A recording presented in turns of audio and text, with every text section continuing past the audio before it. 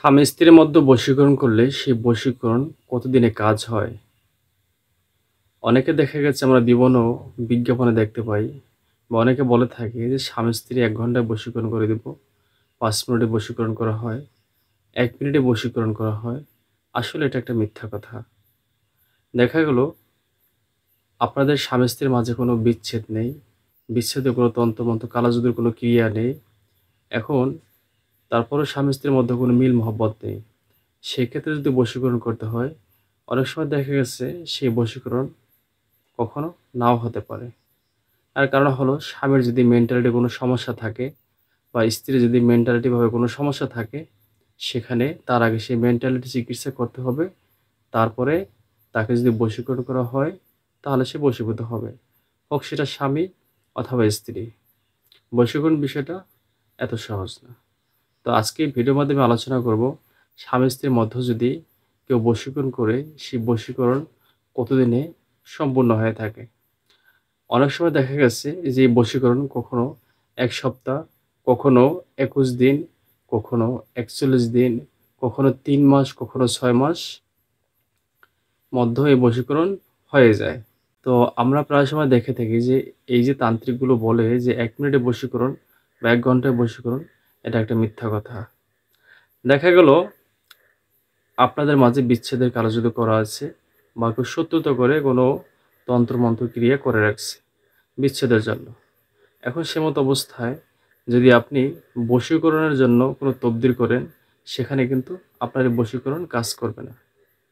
এর কারণ হলো গিয়ে আগে যেখানে এই বিচ্ছেদের তদবিরগুলো দেওয়া আছে, যেমন আপনাদের স্বামী-স্ত্রীর মধ্যে যদি বিচ্ছেদের তদবির করা থাকে বা কোনো কালো জাদুর কোনো তাবিজ কবজ কোনো শ্মশানে কবরস্থানে পুঁতে থাকে, সেগুলোকে আগে নষ্ট করতে হবে। অর্থাৎ দুজনের মধ্যে যে বিচ্ছেদগুলো দেওয়া আছে সেগুলোকে আগে নষ্ট করতে হবে। তারপরে যদি আপনি বশীকরণ করেন, সেক্ষেত্রে দেখা গেল যেহেতু স্বামী-স্ত্রীর সম্পর্ক, এটা ৩ দিনের ভিতরে বশীকরণ হয়ে যায়। আবার ১ সপ্তাহ সময় লাগে, আবার ১১ দিন অথবা ২১ দিন।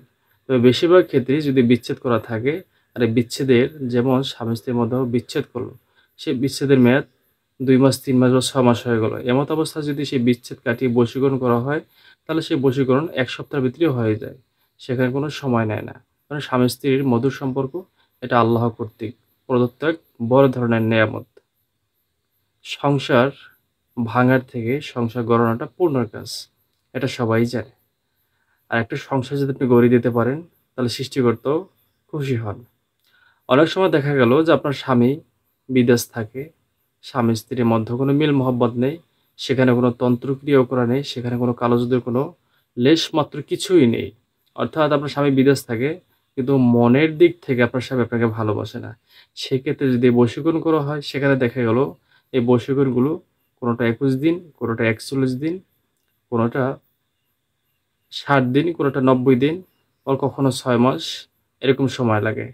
এর কারণ হলো গিয়ে দেখা গেল আপনার স্বামী বিদেশ থাকে, স্বামী-স্ত্রীর মধ্যে ভালো কোনো সম্পর্ক নেই, স্বামী-স্ত্রীর মধ্যে কোনো মিল মহব্বত নেই, কোনো সংযোগ নেই, মন মালিন্য, ২-১ বছর ধরে কোনো কথা হয় না, বা আপনার স্বামী ঘরের বাইরে থেকে চাকরি খেতে থাকে, আপনার খোঁজ খবর নেয় না, আপনাকে ভালোবাসে, সেক্ষেত্রে বশীকরণ করতে একটু সময় নেয়।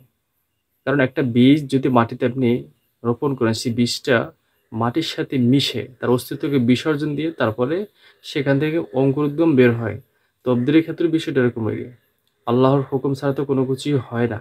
তো সেখানে দেখা গেছে একটা তকদির যখন করা হয় বশীকরণের ক্ষেত্রে, সেখানে তকদিরও একটু সময় নেয়। তবে তাদের ভিতরে যদি আপনি এই বশীকরণ করতে চান বা আপনি যদি বশীকরণ তকদির দেন, যদি তাদের রাশি ভালো হয়, রাশি বলতে ১২টা মাসের ভিতরেই আমাদের পৃথিবীতে সবাইকে জন্মগ্রহণ করতে হয়। হয়তো কেউ বৈশাখ মাসে বা কেউ জ্যৈষ্ঠ মাসে, এভাবে ১২টা মাসের ভিতরে তো সবাইকে জন্মগ্রহণ করতে হয়। হয়তো কেউ আষাঢ় মাসে করলো, কেউ শ্রাবণ মাসে করলো। সে কোন দিন, কখন, কোন লগ্নে জন্মগ্রহণ করছে, এগুলো বের করে যদি বশীকরণ করা হয় যে এই জাতকের বশীকরণের শুভ দিন কোনটি, তাহলে অনায়াসই সেখানে ৪১ দিনও লাগে না, সেখানে ২১ দিনের ভিতরেই বশীকরণ করা যায়। আবার অনেক ক্ষেত্রে দেখা গেছে অনেক তান্ত্রিক না বুঝে বশীকরণের জন্য টাকা নিয়ে তারপর বশীকরণ করলো। দেখা গেল সে ভুক্তভোগীকে বলল, "আমি বশীকরণ ৩ দিনের ভিতরে করে দেব।" এখন দেখা গেল সেই বশীকরণ সে করল ৩ দিন কেন?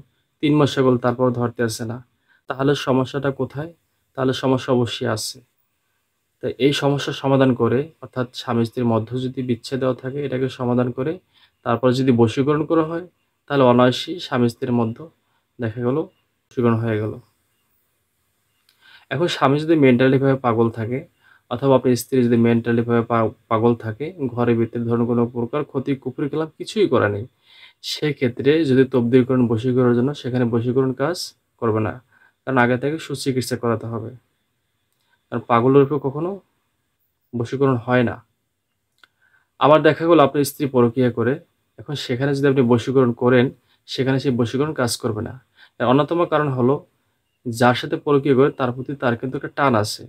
অতএব সেই যার সাথে পরকীয়া করে আপনার স্ত্রী অথবা আপনার স্বামী সেখানে তাদের ভিতরে বিচ্ছেদ দিয়ে সেই বিচ্ছেদ ঘটে যতটুকু সময় লাগে তারপরে যদি বশীকরণ করেন সেক্ষেত্রে দেখা গেল ২১ দিন, ১ মাস, ৪১ দিন, ৬০ দিন, ৯০ দিন বা ৪ মাসের সময় লাগতে পারে। তো বশীকরণ কাজ করে এটা সত্য কথা। কোরআন দ্বারা হয় না, এমন কিছু দুনিয়াতে নেই। কিন্তু বিষয়টা হলো আপনাকে আগে পরহেজগার এবং সত্যবাদী মুত্তাকি ব্যক্তি হতে হবে। তবে আপনি হাত দ্বারা যা লিখবেন তাই কাজ করবে। আপনি মুখ দ্বারা যা বলবেন সেটাই হবে ইনশাআল্লাহ। আমরা এই বিষয়টা পরীক্ষা করে দেখেছি যে বশীকরণের ক্ষেত্রে কতদিন সময় লাগে। একটা মানুষ যখন একটা রোগীকে চিকিৎসা দেয় বশীকরণের ক্ষেত্রে, তার করতে, করতে কিন্তু এক ধরনের অভিজ্ঞতা হয়ে যায় যে আমি এই কাজটা করব, এই কাজটা এতদিনের ভিতরে হবে। তার কিন্তু একটা ধারণা থাকে। তো প্রায় সময় দেখা গেছে যদি বিচ্ছেদটা যেমন স্বামী-স্ত্রীর মধ্যে বিচ্ছেদ দিয়ে গেল, সেই বিচ্ছেদের মেয়াদ ৫ বছর হয়ে গেল, ১০ বছর হয়ে গেল। সেক্ষেত্রে বিচ্ছেদ নষ্ট করে বা ২ বছর হয়ে গেল, সেক্ষেত্রে স্বামী-স্ত্রী বিচ্ছেদ নষ্ট করে এদেরকে পরিপূর্ণভাবে সুস্থ করে তারপরে যদি বশীকরণ করা হয় সেখানে বশীকরণে ৪১ দিন, ২ মাস, ৬ মাস, ১ বছর সময় লাগতে পারে। কিন্তু বশীকরণ যে হয় না এটা ভুল কথা। বশীকরণ হয়। বশীকরণ বিষয়টা হচ্ছে অন্যের ইচ্ছাশক্তিকে নিয়ন্ত্রণে নিয়ে আসা। কার নিয়ন্ত্রণে নিয়ে আসা? যিনি বশ করবে তার নিয়ন্ত্রণে নিয়ে আসা। সেক্ষেত্রে দেখা গেল আপনার স্বামী অন্য জায়গায় পরকীয়া করে, সে পরকীয়া থেকে ফিরিয়ে তারপর তাকে বশীকরণ করতে হবে।